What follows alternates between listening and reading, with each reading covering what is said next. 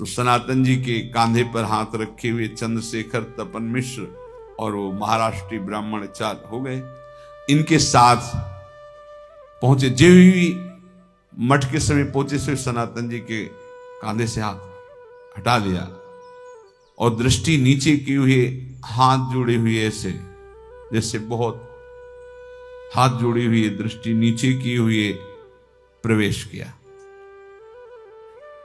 तो कुछ जो महाराष्ट्रीय ब्राह्मण के सेवक थे वो चरण प्रक्षालन के लिए, तो प्रभु ने चरण ऐसे वापस कर लिए। नहीं, तो अब एक मर्यादा होती चरण, तो ऐसे जल लिया अपने चरणों में। महाप्रभु ने चरण स्पर्श नहीं करने दिए, अत्यंत दैन्य। और जहां सबके चरण धोए जाते थे, जो उसी चरण धोए हुए जल में ऐसे, जहां कीचड़ ऐसा रज का बन चुका था, वहीं ऐसे बैठे। सब ऊपर मंच में गद्दे गिरदे पर ऐसे बैठे हुए, बीच में सिंहासन पर प्रकाशानंद जी बैठे हुए। अब तो सन्यासी मंडली जो उत्सुक थी कि मैं वेदांत के द्वारा परास्त करूंगा प्रकाशानंद जी के शिष्य, और काशी के विद्वानात देखेंगे श्री श्री चैतन्य कृष्ण चैतन्य सन्यासी का कितना ज्ञान है। अब तो सबके होश उड़ गए केवल इसी क्रिया से। वही सबके नीचे, मतलब वो मंच में सब बैठे हुए, शास्त्रार्थ करने का अहम जो लिए थे, पहले चरित्र में पहले ही प्रवेश करते ही सबके अहंकार का मर्दन हो गया इस दैन्यता ने। जो मोहरी थी जहां सबके चरण धोए जाते थे, वैसा वहीं बैठ गए सब। क्या तेज है महाप्रभु के श्रीमुख का, क्या दैन्यता है। ऐसा आज तक रूप लावण्य और दैन्य तो देखा ही नहीं। मोहरी के पास बैठ गए। प्रभु का बड़ा सुकुमार श्रीअंग शरीर, बड़ा लावण्य। ध्रुवदास जी ने लिखा है कि गौड़ देश सब उद्धर्यो प्रकट कृष्ण चैतन्य, तैसे नित्यानंद हु रस में भयनंद, पावत ही तिनको दरस उपजय भजनानंद, बिन ही श्रम छुट जाए सब जे माया के फन। एकदम गुलाब की पंखुड़ियों जैसे ओष्ठ, कमल जैसे नेत्र, मुंडन किए हुए, भगवा वस्त्र धारण किए हुए, लाल एकदम तेजोमय चेहरा, किसी की ओर नेत्र नहीं, नेत्र झुके हुए। सब सन्यासी एक दूसरे से, कोई इशारे से, क्या है बड़ा इनका यश सुना था, इनमें तो थोड़ा भी अहम नहीं। देखो आप मोहरी पे बैठ गए जहां सबके चरण धोए गए। प्रकाशानंद जी तो सिंहासन में बैठे थे सबके बीच में। समझ गए कि जो महिमा सुनी थी उससे भी ज्यादा देखने को मिल रहे। अब अपनी प्रतिष्ठा को बचाए रखने के लिए आवाज दी महाराष्ट्रीय ब्राह्मण को, अरे भाई इन स्वामी जी को वहां क्यों बैठा दिया, यहां लाओ ना सभा के बीच में। तो उनका महाराज जी ये वही स्वामी जी हैं जिनकी आप चर्चा किया करते थे। अच्छा, ये वही श्री श्री कृष्ण चैतन्य भारती सन्यासी है। हाँ स्वामी जी, चलो खूब दर्शन दिए, पर स्वामी जी वहां क्यों बैठ गए, आइए आप यहां विराजिए आकर सभा में, वहां आपके लिए शोभा नहीं देता। प्रभु ने धीरे से उत्तर दिया, भगवान कैसा हृदय होता है भक्तों का। भगवान के रूप में आते तो वो महिमा एक अलग होती, लेकिन भगवान जब भक्त के रूप में आते हैं तो बहुत कैसी महिमा। भगवान मैं हीन हूं, और आप देख ही रहे मैं सन्यास के स्वभाव से भी अलग हूं। भला आप जैसे दिव्य ज्ञानियों के बीच में मैं कैसे बैठ सकता हूं प्रभु, मैं बैठने लायक नहीं हूं आपके बीच में। भक्त की वाणी का कैसे कोई परिचय। असमय अधम सखा सुनो मोहू पर रख। जीव ही कान में शब्द पढ़ रहे हैं, अभी तक शब्द नहीं पढ़े थे, तो ऐसा लगा जैसे कोई वशीकरण मंत्र फेंक रहा हो, अधीन कर रहा हो। प्रकाशानंद जी 2-3 बार सिंहासन में हाथ लगाया कि उठ करके जाऊं और दौड़कर चरणों में गिर जाऊं, पर ऐसे करते फिर बैठ जाते हैं। वो प्रतिष्ठा, वो अहम, वो बार बार फिर हिम्मत की कि अरे अब उठना, क्यों अहंकार का बोझा लादे हुए है। अरे स्वामी जी आपको इतना नीचे वहां नहीं बैठना चाहिए। उठे और गए और महाप्रभु का हाथ पकड़ लिया और कहा, जीव ही हाथ स्पर्श किया तो एक अद्भुत हृदय में आनंद। अभी तक वेदांत पढ़ने पे जो आनंद नहीं आया था, आज महाप्रभु का पहले दर्शन, दूसरा प्रहार वाणी और तीसरा प्रहार स्पर्श, सब पहाड़ का पहाड़ जो अहंकार था मिट्टी में मिलता जा रहा है। ये है तिनकी संगति रहत जाति कुल मद सब ननसई। जी स्पर्श रोम। अब वो बचाना चाहते अपने को कि सब सन्यासी और सब शिष्य हैं, क्या कहेंगे, नहीं तो मन हो रहा है चिल्ला के रो दे।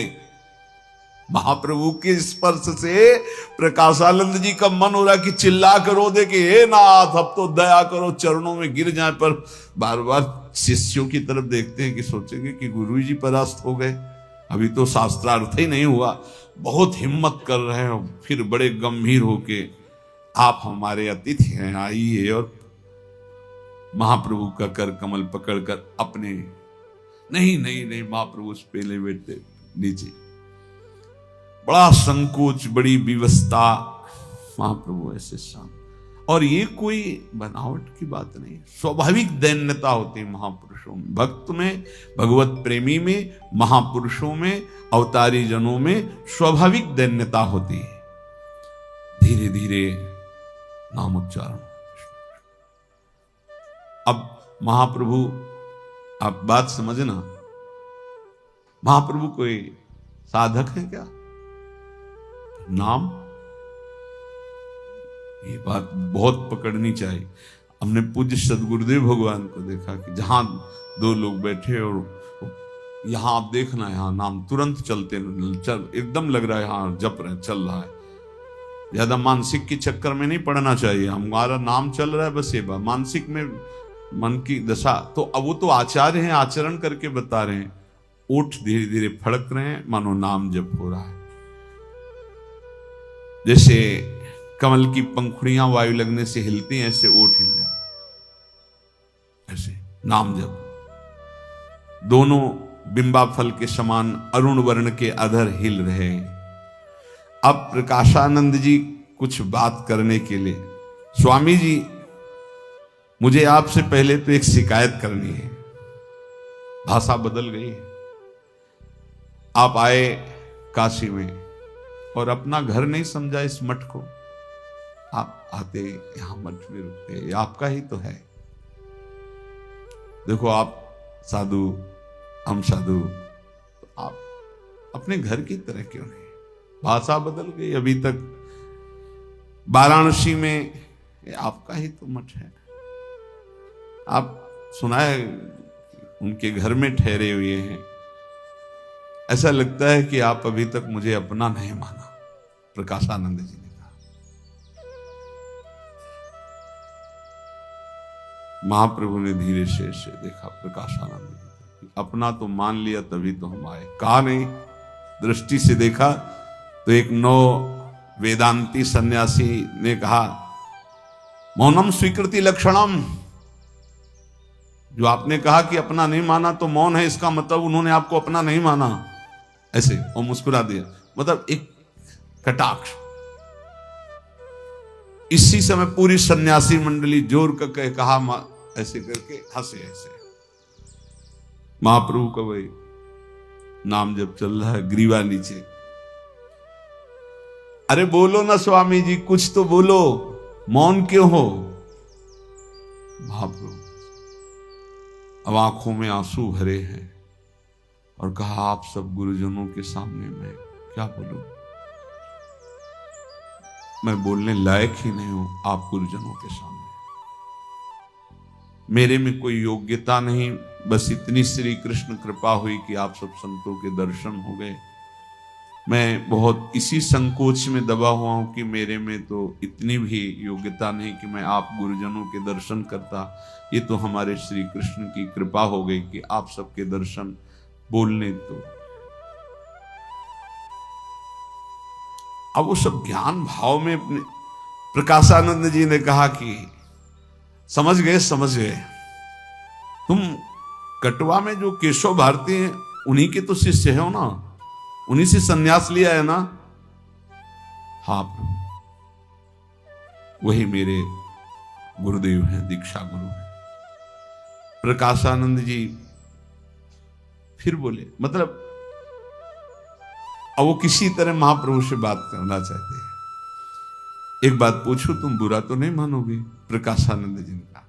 महाप्रभु ने हाथ जोड़कर दैन्यता से कहा, आप कैसी बात कर रहे हैं? आप जो पूछेंगे मेरे हित की बात होगी, आप मेरे गुरुजन हैं, आप आदेश कीजिए, मेरा कल्याण ही होगा आपके उपदेश से। कैसे दाता हैं, कैसे दाता है? प्रकाशानंद जी ने कहा, हां मैं पूछना चाहता हूं कि आप सन्यासी हैं? जी। मुख्य धर्म क्या है आपका?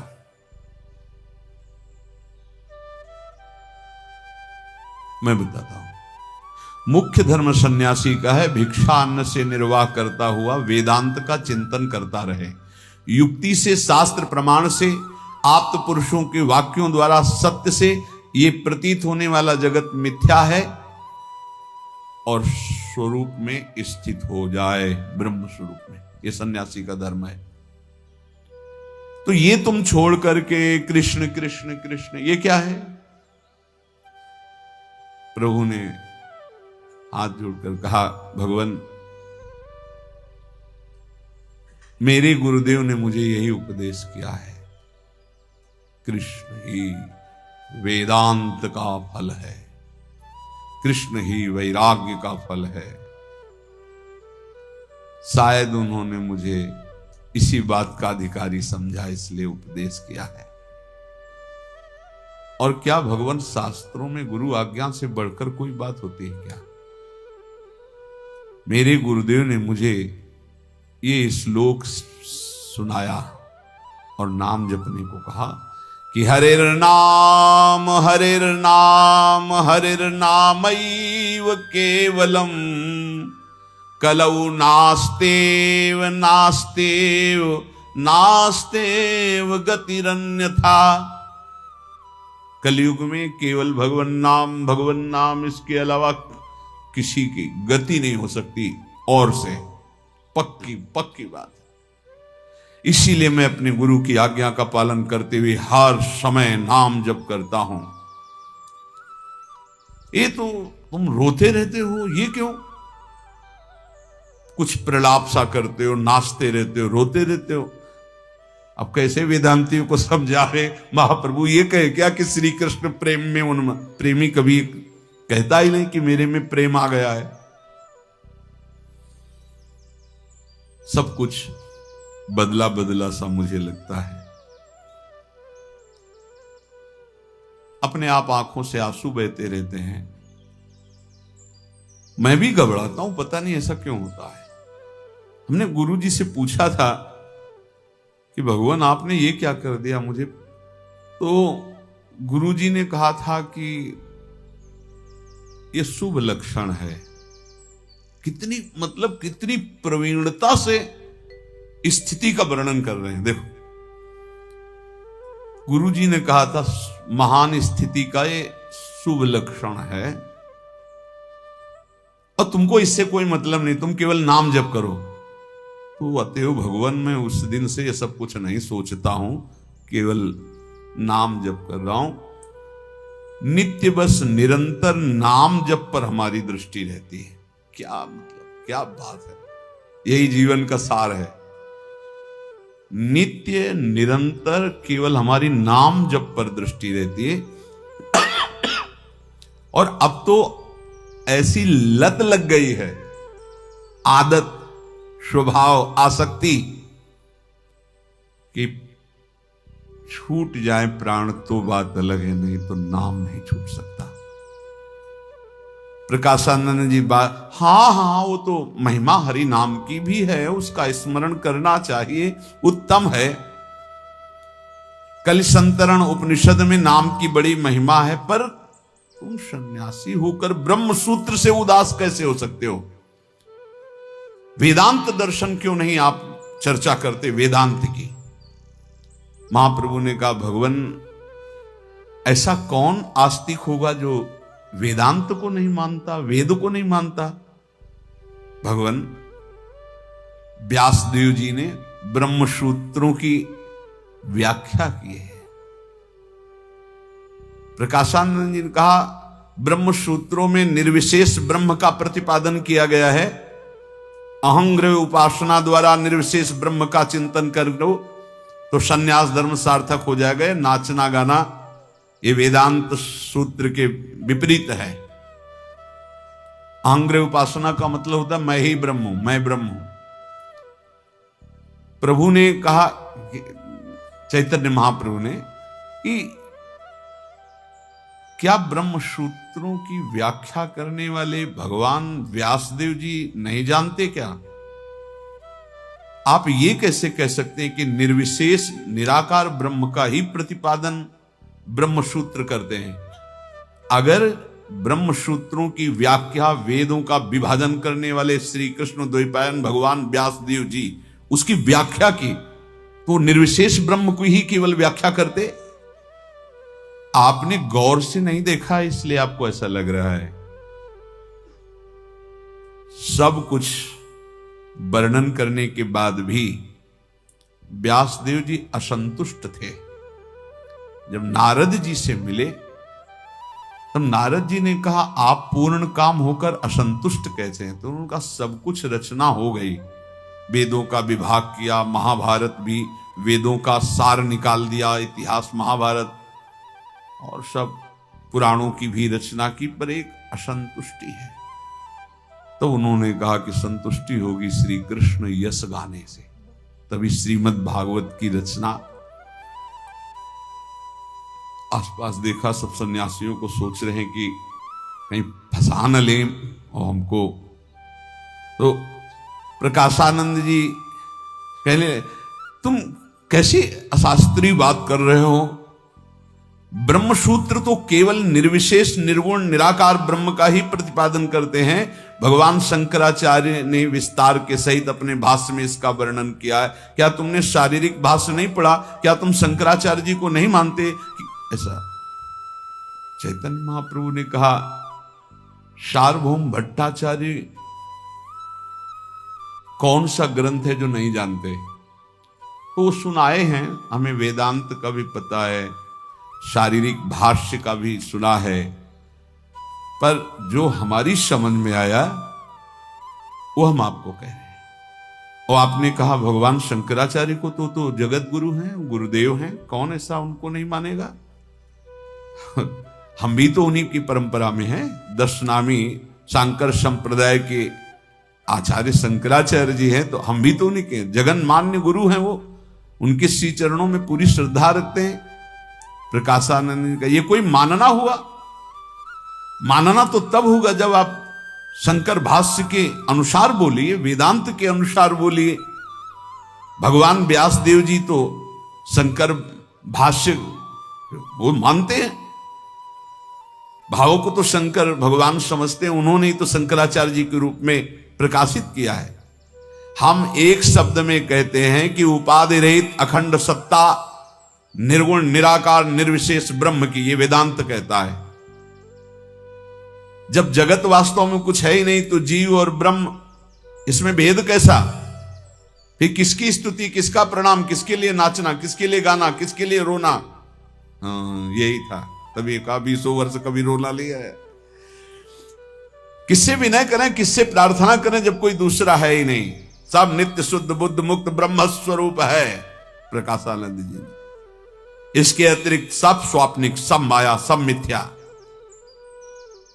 चैतन्य महाप्रभु ने फिर हाथ जोड़कर कहा, व्यास भगवान ने तो ब्रह्म सूत्रों का भाष्य किया है प्रभु, उस भाष्य को करने पर उन्हें शांति नहीं हुई, और जब श्री कृष्ण कथा कही श्रीमद् भागवत में, तब व्यासदेव जी की अंतिम कृति है श्रीमद् भागवत महापुराण।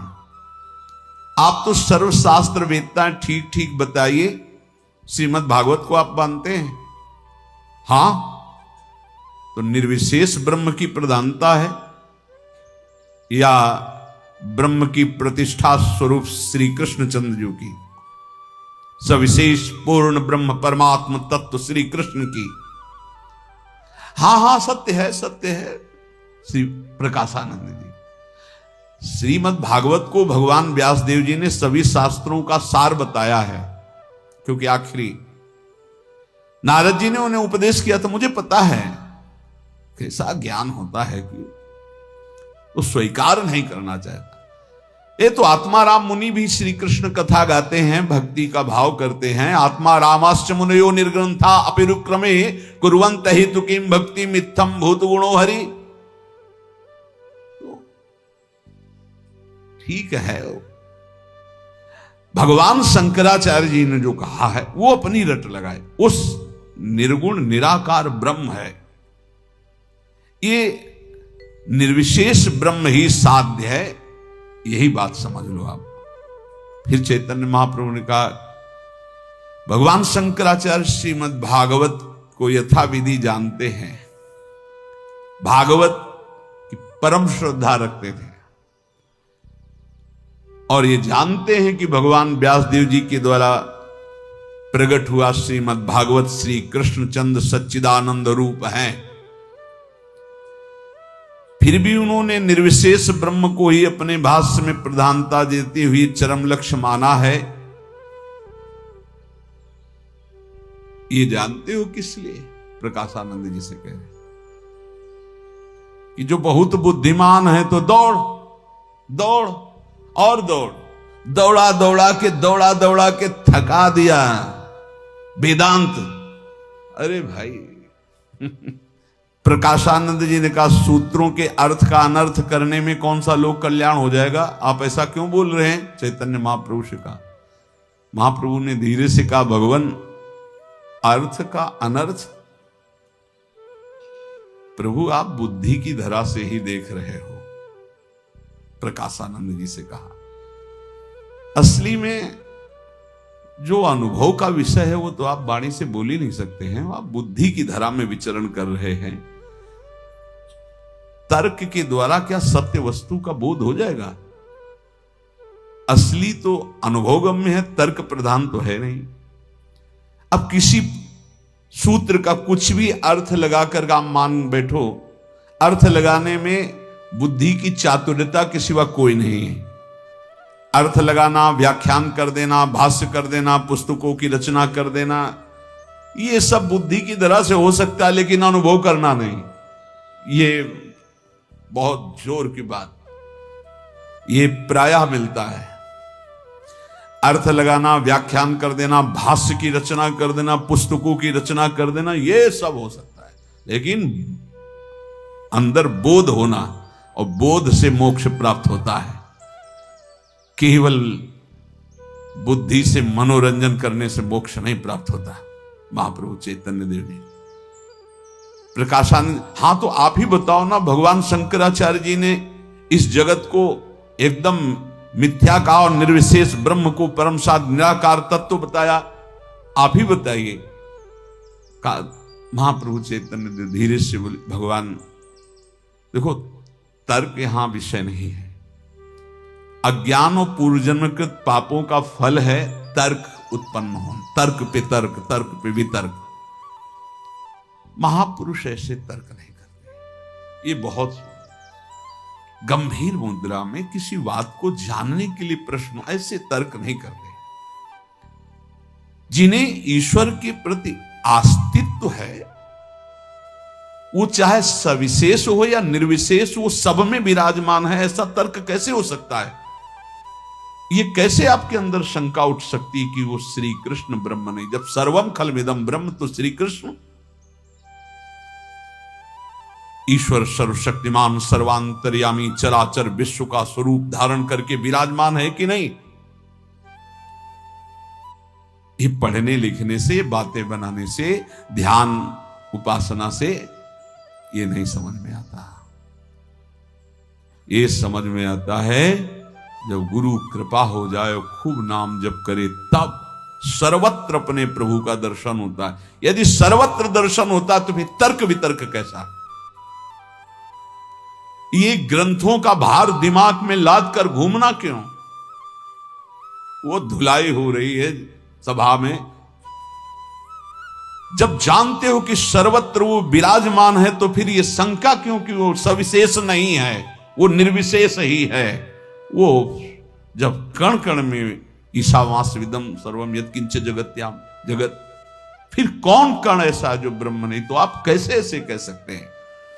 आपने शास्त्रों को केवल बुद्धि में रखा है और तर्क के द्वारा आप उसे में परास्त करते हैं जो आपके सामने होता है। लेकिन शास्त्रों को अगर श्रद्धा में विराजमान करते तो ये तर्क खत्म हो जाता है। अंत तक बुद्धि तो तर्क में फंसी रहने से कोई अनुभव नहीं होता। शास्त्रों का पठन है तर्कातीत तत्व में स्थित हो जाना। ये तर्क, ये दो प्रकार के पुरुष होते हैं। एक होते हैं हृदय प्रधान, एक होते हैं मस्तिष्क प्रधान।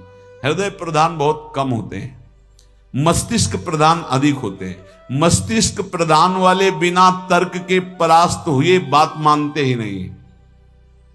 जैसे विष की औषधि विष ही है, अग्नि से जले को तेल लगाकर अग्नि में सेकने से राहत मिलती है।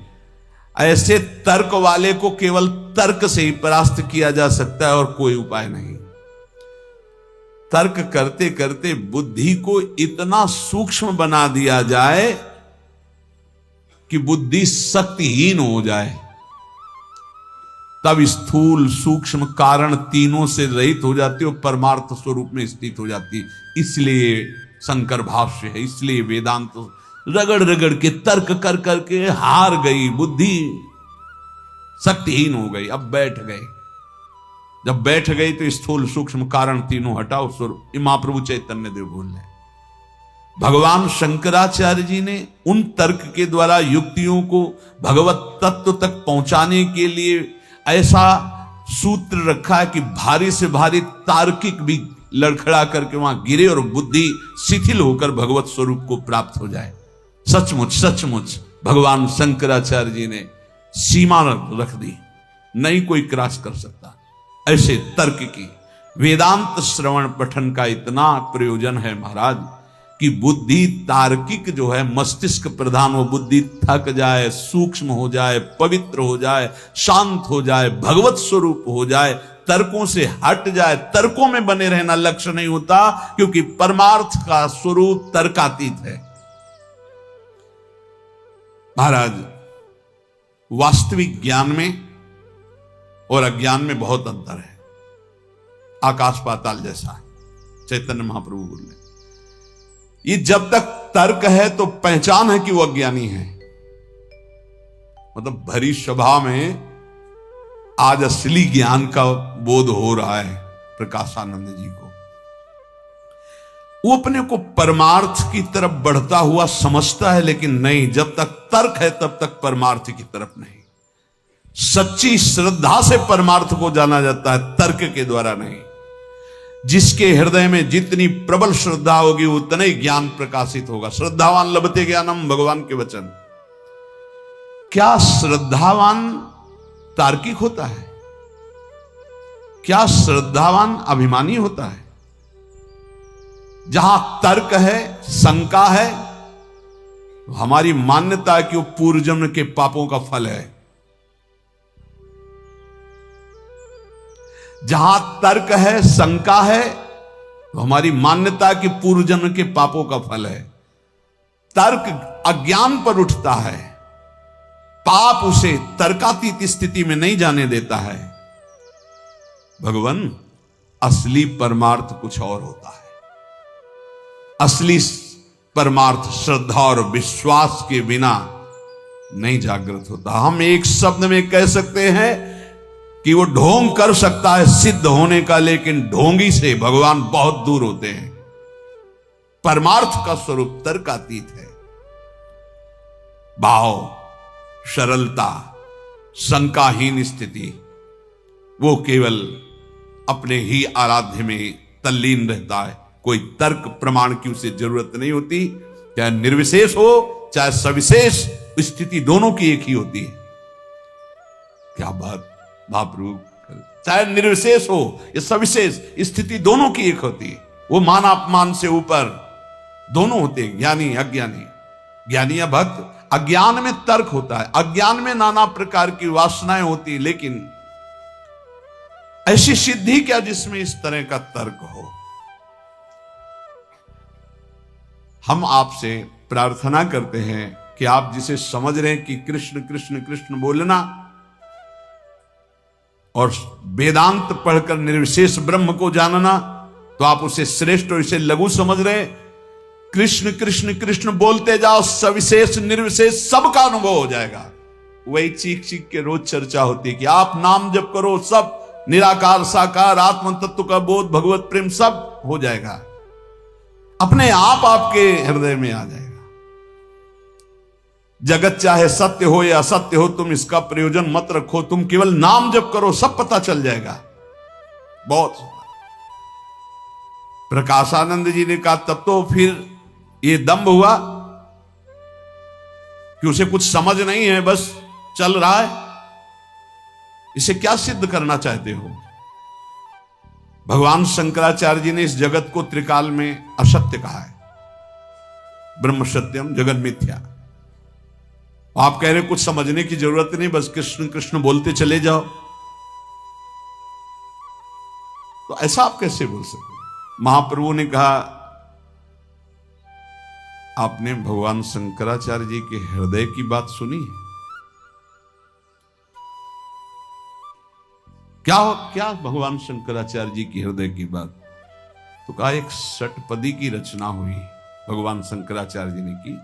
उसमें भगवान शंकराचार्य जी भगवान श्री कृष्ण से कह रहे हैं, सत्यपि भेदापगमे नाथ तवाहम नमाम कीनस्त्वम सामुद्रो हि तरंगः क्वचन समुद्रो न तारंगः।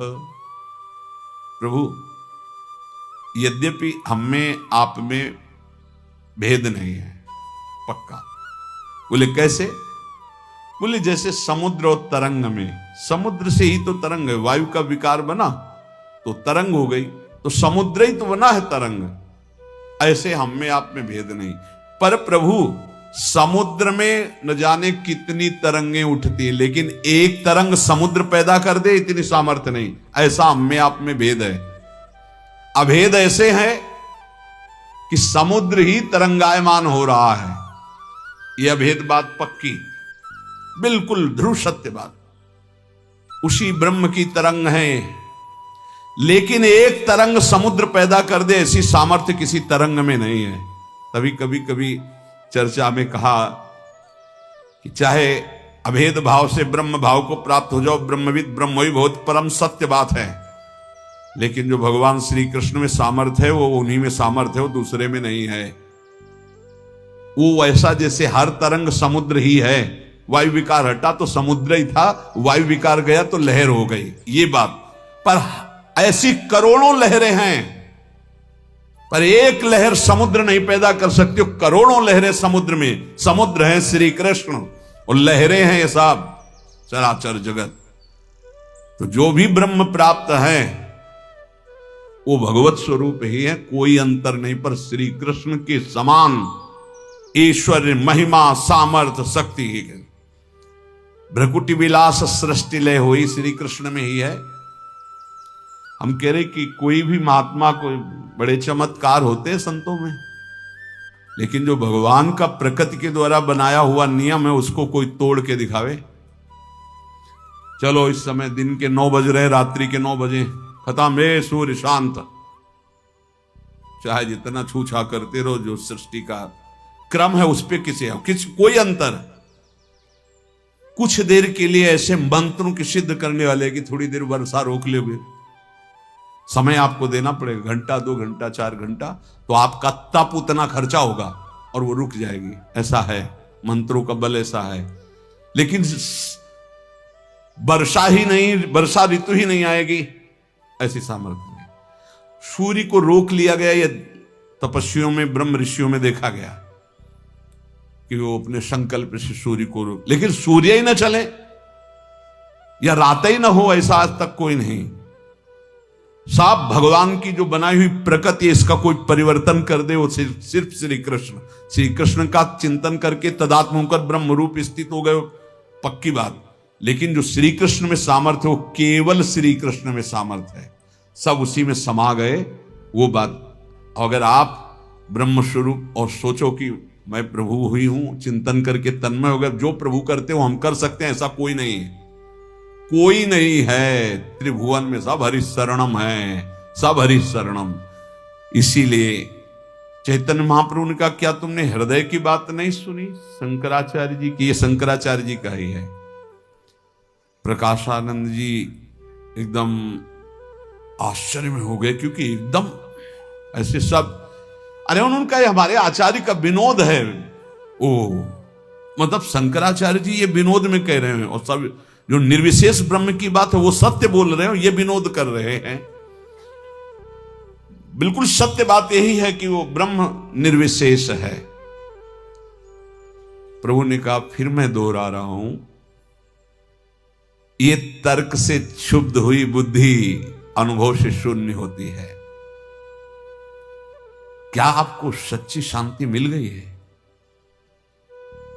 बस ये बात होती, जब सामने सब तर्क एक तरफ हो, अंतिम बात है, क्या आपको सच्ची शांति मिल गई है? क्या सभी कुछ भूलकर अपने स्वरूप में या श्री कृष्ण के लिए दीन होकर रोना आया है? क्या हृदय कभी आनंद में उफान में आया? प्रकाशानंद जी टूटते चले जा रहे हैं, क्योंकि ये बातें तर्क की नहीं, सीधे नेत्र में नेत्र डालकर महाप्रभु बात कर रहे हैं। क्या ऐसा हुआ? भगवान शंकराचार्य जी के ही शब्द बोल रहे हैं महाप्रभु चैतन्य देव। मत्स्यादिभिरवतारैरवतारवता सदा वसुधाम परमेश्वर परिपाल्यो भवता भवताप भीतु हम। मत्स्य अवतार धारण करके, मत्स्य आदि अवतार धारण करके पृथ्वी के पालन करने वाले, समस्त संकटों का निवारण करने वाले, संसार के तापों में डूबे हुए मुझको आप अपनी शरण में आया हुआ मानकर सच्चे हृदय से मैं प्रार्थना कर रहा हूं, मुझे बचा लीजिए। क्या आपने ये नहीं पढ़ा? प्रकाशानंद जी ने कहा, यथार्थ में ये सब आचार्य के विनोद हैं। अब पुराने हैं, कोई नए थोड़ी कि इतने में श्रद्धा। बहुत तर्क वितर्क ये बड़े महापुरुषों के सानिध्य से ही नष्ट हो सकता नहीं। आप समझो, हजारों शिष्य हैं महाराज के, परम ज्ञानी हैं, लेकिन जब आंख में आंख डालकर बात पूछा, क्या शांति हृदय में जागृत हो गई? परम शांति। श्रद्धावान लभते ज्ञानम तत्परा संयतीन्द्रिया ज्ञानम लब्ध्वा पराम शांति। क्या प्राप्त है? क्या हृदय में आनंद की उफान है? अगर होती तो तर्क कैसा, ये ईर्ष्या कैसी, ये द्वेष कैसा, ये वो अंदर से टूट रहे हैं कि हम चरण पकड़ने पर फिर भी आखिर अब वो आगे टूट जाते हैं। जो टूट गया तो उसे जोड़ दिया जाता है। सीधे जो जोड़ा, तो रोज सुबह आप उनकी जोड़ सुनते, बेजोड़।